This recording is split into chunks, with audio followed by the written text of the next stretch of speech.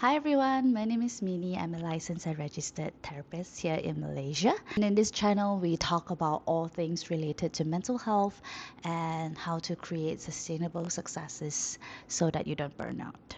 Now, today's topic is very much close to my heart because I started Min Care 5 years ago because I was burning out. Burnout is still a word that is so foreign to a lot of people. I think after pandemic, this word has been thrown out a little bit more. A lot of us have kind of normalized talking about burning out, and there's a lot of people on the internet that talks about how to avoid burning out. So in 2024, I finally experienced like sustainable successes without burning out.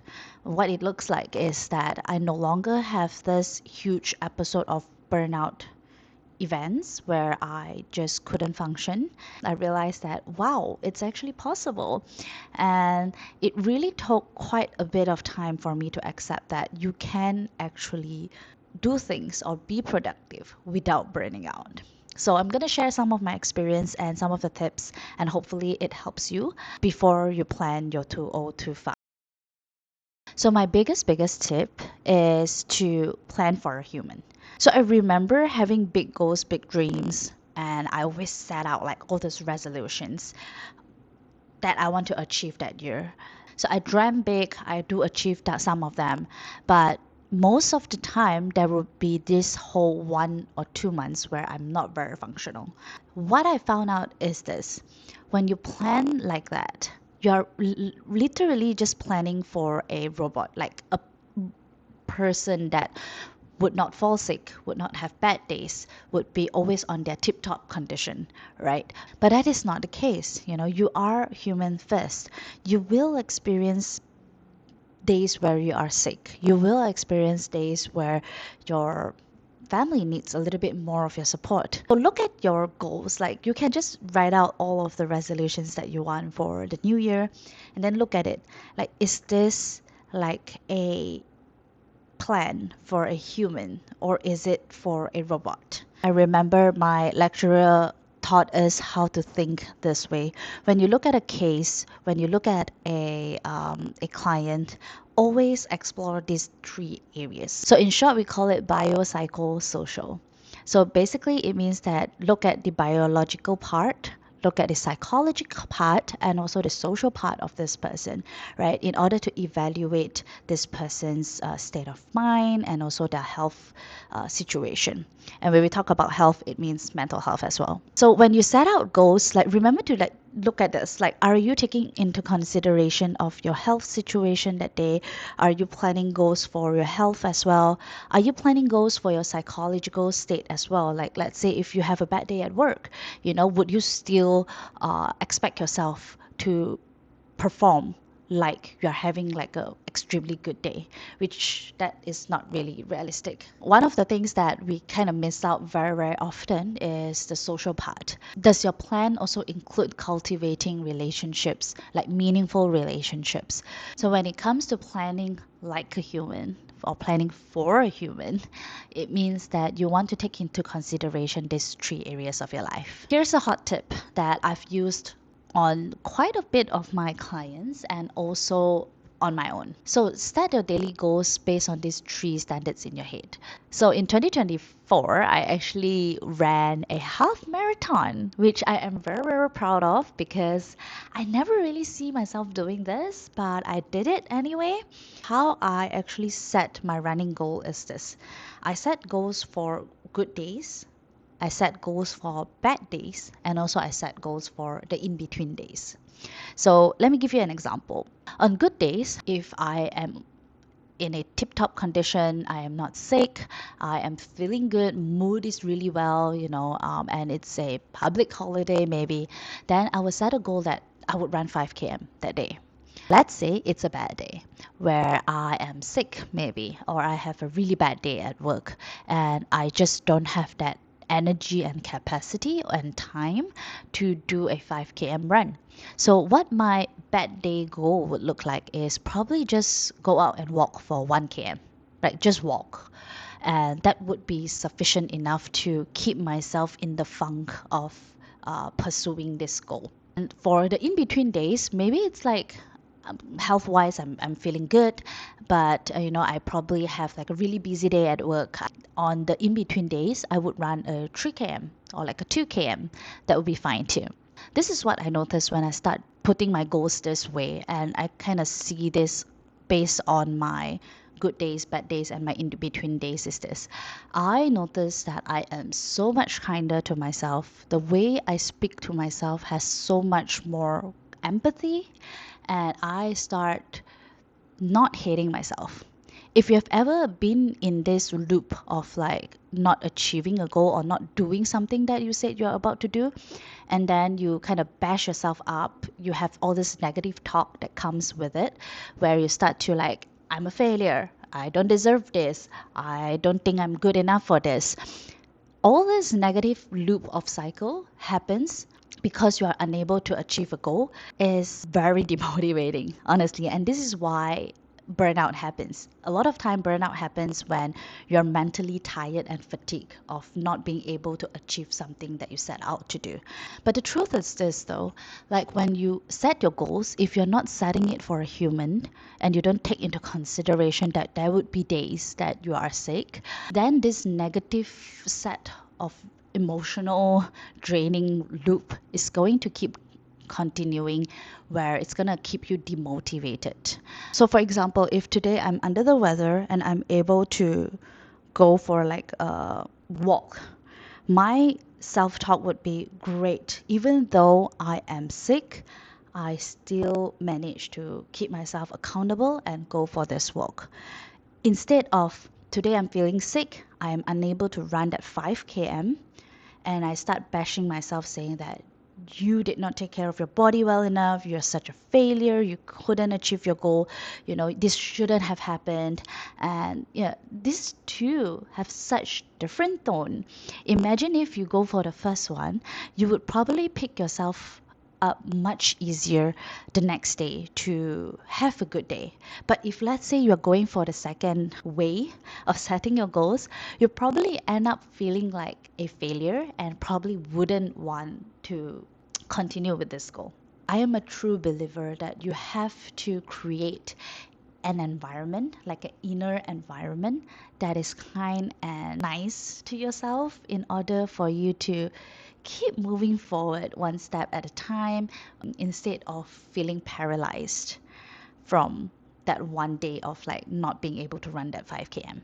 Okay, so my second little observation that I noticed about my running journey is this.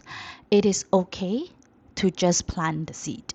This running goal has been on my New Year's resolution for the past 5 years. I've always thought about like, oh, it'd be so cool to just go for a run. It would be so cool if I could, do a marathon.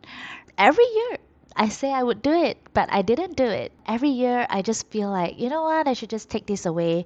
This is not important for me. I'm not capable of doing this. And I realized that every year I get closer to this goal by doing very, very small, consistent effort. I remember the first year when I write it down, I'm like, I really didn't do much about it. Then second year when I review my past year's journal, and then I'm like, oh, yeah, I still kind of want this goal. You know what? Let's just start running. I think that year I started going for runs like just 1 km a day. I kind of entertained that idea of like, maybe I could run. And then I have this opportunity where I could do like a 10 km run in a fun run event. And I get to experience that like run event vibe and hype. And it doesn't feel as scary anymore. Then I realized, this is actually quite doable. Early this year, I just pulled the trigger and signed up for a half marathon and just went for it. Just having that hope that this is still possible for me is a really helpful thing to do. So don't be afraid to plant those seeds in your New Year's resolutions. Last but not least, this is one of my favorite thing or favorite tip. when it comes to New Year's resolution is this: to make it easy. Make it so easy that it's so hard for you to refuse it. Having new goals means you also have to embrace and accept a new identity. For my case, I have to accept that I am a runner the moment I start running, instead of a non-runner when I don't even run at all. And it's such a hard shift because there's this sense of like imposter syndrome coming out, where I'm like, who am I kidding? When I just run every day, I just run 1 km. That's not considered like a good enough standard to call myself a runner. The first few years of like setting this goal make me fall into this funk of like, I can't call myself a runner, but I'm running. Who am I? It's just a lot of this like push and pull kind of experience. And this is when a lot of us fall into this trap where we feel like, if I'm not doing the perfect goal, then I am not that person that I want to be. But then we forget that in order to achieve a goal, we have to go through a spectrum of moving closer to the goal. Achieving a goal doesn't happen just like, today I'm here and then suddenly I'm here. And who are we during this process of like getting closer to our goal? A very good example that I've heard: are you a writer because you have a book, or are you an author the moment you start writing a book? Think about that. This has really helped me shift because I had trouble identifying myself as a counselor or therapist. I just never felt good enough to be called those things. But then this really helped me kind of acknowledge that even though I am not at where I intend myself to be at, I can still be that identity while I am moving closer to my goal. So accepting that there will be this identity change, and in the middle of accepting this really hard shift, you have to make getting closer to your goal so much easier. Especially as a Asian Chinese, Malaysian Chinese, I noticed that we grew up being taught that you got to work hard in order to succeed, right? So working hard means you have to feel that pain in order to be successful. So many of my clients who are born in this kind of household where you work hard and then you succeed kind of household, we find it hard to accept or celebrate our achievement if this achievement comes easy to us. But really, things are supposed to get easy, isn't it? Like the more you do something, the easier it should become. And when things are easier, you want to do it more often. This is how people fall into the flow of things. If let's say you were to set a goal to run a 21 km, and if let's say I didn't make it easy by just entertaining the thought and running 1 km, that would be enough for me, I don't think I would be able to achieve that this year. Two mindset is that accepting the new identity while we are pursuing the goal. Number two is things can be easy while you try to achieve that achievements. Set small goals, make it easy. It doesn't mean that you're not doing enough to achieve those goals. Running at 1 km is how it will get me to running 3 km. Like when 3 km becomes easy for me, that's when it's going to be easier for me to do 5 km. I don't have to go through the pain of running 21 km from the get-go in order to call this a success. So I hope that when you plan for your 2025 goals, you take into consideration that you plan for a human, to be okay with just planting the seed of a new identity. And number three, easy doesn't mean you're not doing well.